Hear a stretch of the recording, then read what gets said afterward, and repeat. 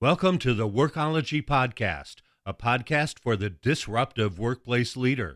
Join host Jessica Miller-Merrill, founder of Workology.com, as she sits down and gets to the bottom of trends, tools, and case studies for the business leader, HR, and recruiting professional who is tired of the status quo. Now here's Jessica with this episode of Workology. Welcome to the Workology Podcast, sponsored by Upskill HR and ACE the HR exam. This podcast that you're listening to right now is part of a podcast series on the Workology Podcast, and it is about the roles and responsibilities of the Chief Human Resources Officer, or CHRO. The CHRO, sometimes called the SVP of HR or the Chief People Officer, is an executive level, C-level role that deals with managing human resources as well as organizational development and implementing policies of change to improve the overall efficiencies of the company. The CHRO podcast series on Workology is powered by Daily Pay. And one of the reasons I wanted to do this series is because there's a lot of mystery around that CHRO role. And I want aspiring CHROs to know what type of skills and experiences they need to promote into a future CHRO role, along with hearing from senior HR leadership about how they're partnering and collaborating with executive peers. Now, this particular podcast is a snippet of a panel from our recent HRetreat event. At our recent HRetreat event, we hosted a CHRO panel, and we had Teresa Sandy, Roycie Eppler, Michele Lanza, Steve Browne, and Adam Rosenfield on our panel, sharing their experience and insights into what it's like in the C-suite as a CHRO, what it's like leaving the C-suite, moving on into something different from a CHRO role, and what it's like to move into or aspire to move into that CHRO role. My biggest development comes from hearing from other experts like who we have on this panel. So let me just spend a moment and introduce each of the panelists, and then we're going to jump into the questions. So our first panelist is Roycie Eppler. She's the Senior Vice President of Global HR for HRetreat Medical Components. And just a little bit about Roycie. In addition to being a friend, personal friend, and ex-colleague of mine, Roycie has had a career that encompasses financial, engineering, retail, manufacturing, M&A, and healthcare. So she's got a really great broad background. She utilizes her experience in strategic planning and human capital management, operations, and leadership to help organizations develop high-performing work teams that create great value, achieve improved results, and deliver exceptional customer experiences. She, like I said, she's currently the global SVP of HR, but at the end of 2020, she picked up and moved from Minnesota to California, San Francisco specifically, to lead one of the acquired businesses that HRetreat had acquired as their general manager. So she's actually kind of crossed over into a business leadership role. So I think she's going to have some great perspectives there. Prior to HRetreat, Roycie was a senior executive in positions in globally and nationally recognized companies like Macy's, Ameriprise Financial, Cargill, where we worked together, and MTS Systems. So Roycie, I'm excited to have you here.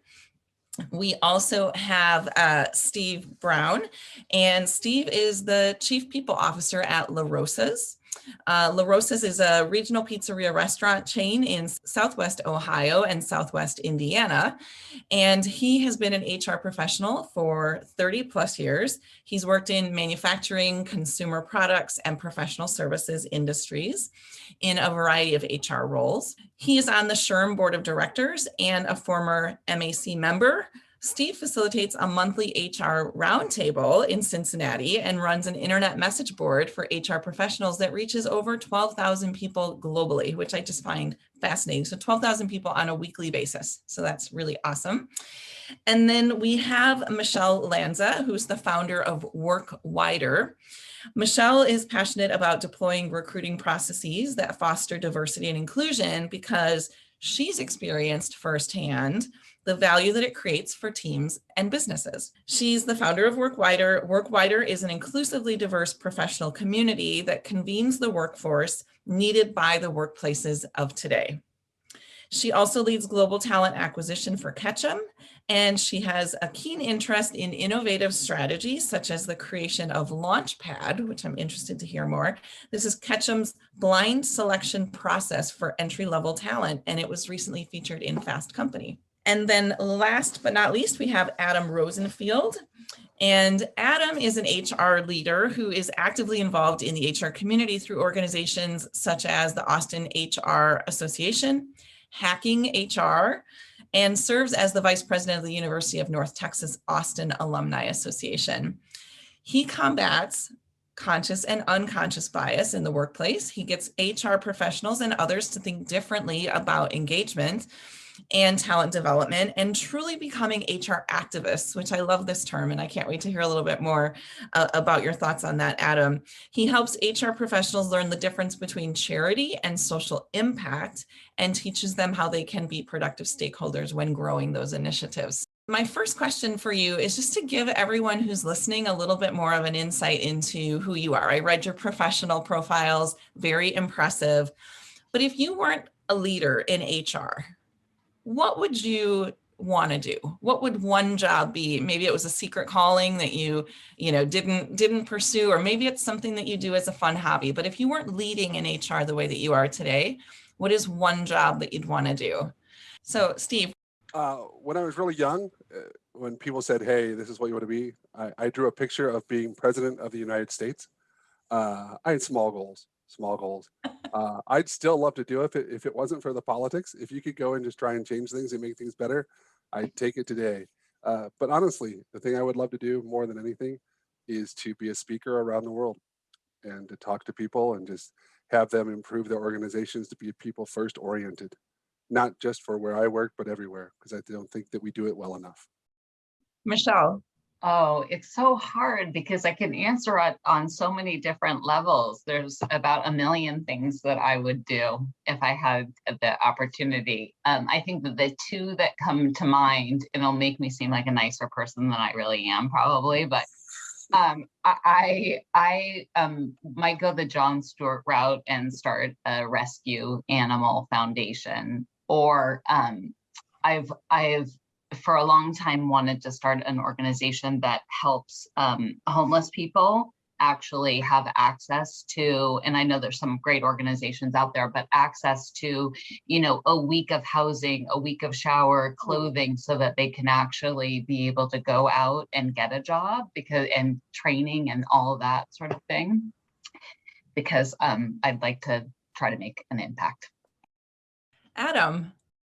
If I weren't leading in HR and I had the opportunity to do anything, I'd probably be the general manager of the Dallas Mavericks. It's just, something I've always wanted to do. Something I will never get the chance to do. I like to play around in the ESPN trade machines, but I've always grown up with basketball, and I learned by the time I was 13 that I couldn't play in the NBA. So had a better shot of working for pennies in the NBA than playing. So that would be, I guess, my calling. So. And Roycie. For me, I actually have two things that I would do. So one, similar to Michele, I love animals. So for me, I probably would, probably buy a farm and rescue every dog in the world that I could. My two dogs are actually sitting next to me right now, sitting in the sun. I mention them, they'll stand up and interrupt the call. But my second love is cooking. So in 2017, I cooked every recipe in Bon Appetit magazine. And it was challenging, it was fun. Some things turned out beautifully, others was horrible. But being a chef or a baker would probably be also in sort of my top other items I could do, but probably the dogs first. This conference is all about development, but we don't always prioritize that. I mean, as HR leaders, the cobbler's kids have no shoes, right? We're always taking care of other people. And so what's one type of development that you think about that was most helpful for you as you were growing your career, and why? I'm going to throw this one to Michele first. From early on in my career, my goal has always been to have 3 mentors. somebody that was more junior to me, someone that was more senior than me in HR, and someone that was in a completely different field. And that has actually made a huge difference for me. The mentors have changed over time, but that's sort of been how I've looked at it. I think it's a tremendous opportunity to learn from someone more junior than you are. My current mentor, who I think that's more junior than I am, worked on my team 10 years ago.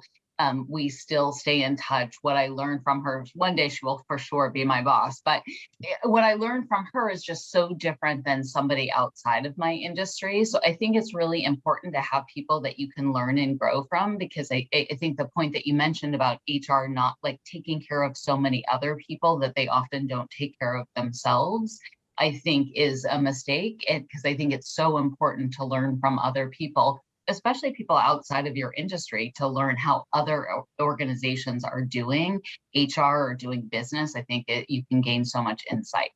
Steve, how about you? When I started in HR, I was a department of one for the most part of the vast majority of my career. And someone challenged me once to network. And what was funny is everybody took networking as finding a job, which I still think is the big message. And I think it's a big miss. Networking to me is being a connection. It's a business skill. The more people I know that can be resources for me and I can be resources for them. When you're a small department, you don't have the budget, you don't have the time, all these kind of things. But if you have connections with people, legitimate connections with people, similar to what Michele said, outside of just mentoring, which I absolutely support, having a network, a professional network that you can go to for professional reasons. I understand that networking is important for job searches, but I think we need to flip it around, because I can go to people all over the world now because I took time to develop my network.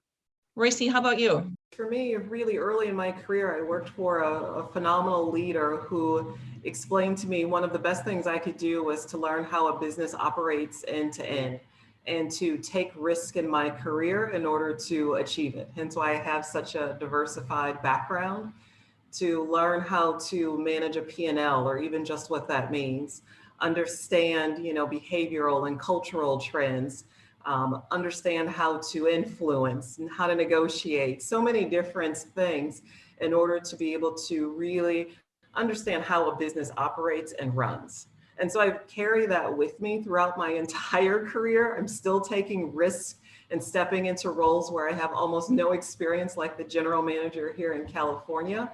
And all of those skills that I picked up along the way, they sort of multiply. So I learned one, it's a building block. Once I have 2 building blocks, it multiplies to 4 building blocks. So for me, that was one of the best career advice I received, was to really start to take those risks and expand to learn how organizations work.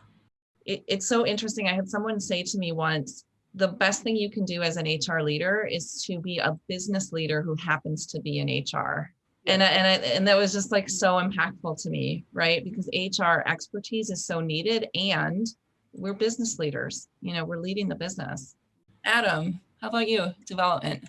For me, it's just always been about networking. So same thing with everybody. Realized wasn't going to get the development at my own company, and basically took every opportunity to sort of, go to events, connect with people.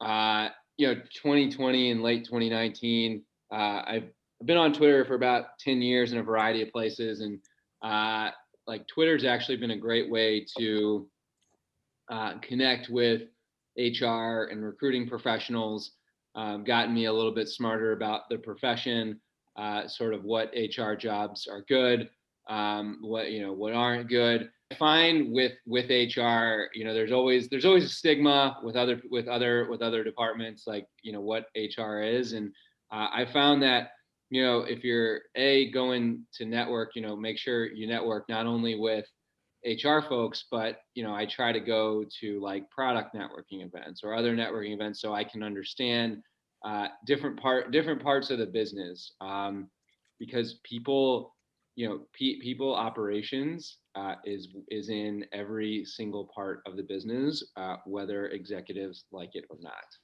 Let's take a reset. This is Jessica Miller-Merrill, and you are listening to the Workology podcast, sponsored by Upskill HR and ACE, the HR exam. We're talking about CHROs. This is part of our CHRO series powered by Daily Pay.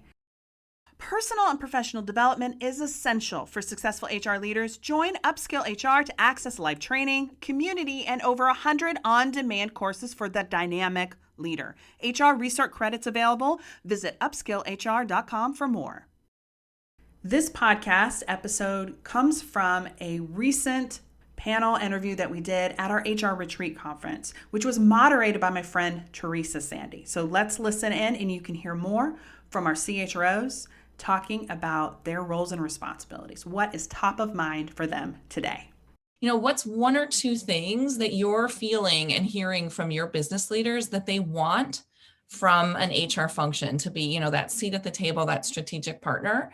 And how about for you personally? Like, what are they wanting from their CHRO? Let's go to Michele.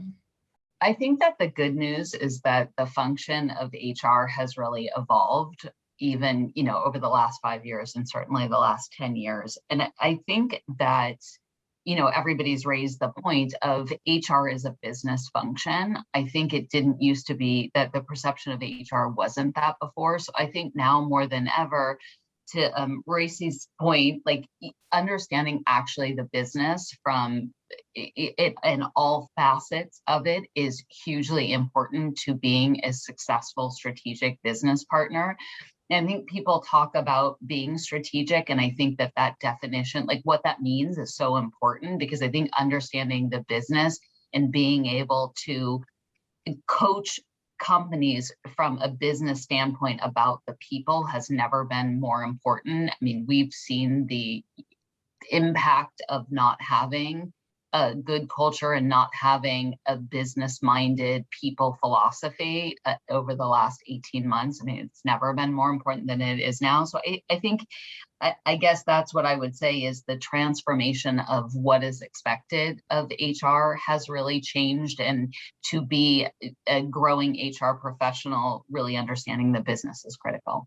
Roycie, anything that you want to add there? I would agree with everything that Michele said. So HR, just like finance or marketing, IT, you name it, you're no longer sort of thought of as just sitting within your siloed function that's a support to the business.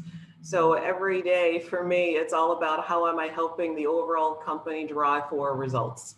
No one ever looks at me when there's the HR question that comes up. It's more about, should we acquire a company in this particular country? And we're talking about what does that look like from more of a business standpoint. We talk about what capabilities from a technology standpoint, not a people standpoint, that we need in the future in the organization. And they're asking us to stand with them to help them think it through, to partner, to challenge. That word of challenge and transparency constantly comes up time and time again. So for my global team, I share with them the same thing. It's when you're sitting in the room, it's not about whether or not you have a seat at the table. It's like, does the person in finance ever ask that question? I don't think so. You're at the table, so work with them, partner just like everyone in that room to help drive for business results. And a lot of those business results are through people, because that's what companies are. They're built full of people. So you just have to reframe your mindset. So less and less are they asking for the transactional aspects of HR. Compensation, benefits, they consider that just to be table stakes. Now it's truly more about partnering. And Steve, what would you say about this? I love what you're saying, and I think you're spot on. I think one of the things they're expecting me to bring is life to the organization. Fun, humor. I mean, business stuff, yes, absolutely, but you can't keep going business, business, business. It's people, people, people. Talking about your cool dogs, Roycie, think it's awesome. So one of the things that they're expecting from my role is that I'm creative, that I'm bringing new things to the table. And at the same time, you balance it with challenge. Do you tell the CEO, hey, I think we're going down the wrong path, or hey, have you thought of this? Or here's boy, if you do this, how is it going to affect these people? So bring those strengths from an HR perspective to say, this is how it affects people. In fact, one of the big changes in stepping into this new role for me is we've committed to be a people-first organization in everything we do. It's not something on the wall. It's something that we practice every day, and that's hard. People get non-people quick. So to turn that back around and to be expected to lead that, it's exciting. It's a tall order to be in HR these days, and it's a tall order certainly to lead in HR these days. So what advice do you have for people that, are tuning in and listening and they aspire to be a leader in HR? Many of the listeners are leaders today, and you can lead from any chair. But if you want that top job, you want to be the person that's leading the function and evolving HR into the future. I mean, what kind of advice do you have that is maybe actionable that people could do today? So I'd love to start with Steve. Why don't we start with you? I have two quick things. The Okay. first one is be self-aware. There's studies out there that say the top executives, they can figure out if a CEO is going to be successful in their position within 18 months based on how self-aware they are. So they know their blind spots, they know their strengths, they know where to grow, they know how to develop a team. If you don't have self-awareness, you're not going to be a good leader, and you'll never get to the top of anything. The second thing is be willing to take risks. I love what Roycie said. We are very, very risk averse. HR people, CHROs, have to tell the CEO no, and not go, oh, it's a great idea, and just nod your head like, ooh, that's going on. You have to be willing to be the person who steps in to say, for the best interest of all the people, like Adam said, we can't do this because it's going to affect these others. You can't just take the top level and stay at the top level. You have to be integrated throughout the organization, and that takes risks. Michele. I would say get exposure to all facets of HR by, we do rotations is one of the things that we've tried at Ketchum, where, HR people try recruiting out, try organizational development out. I think really understanding like the full facet of HR.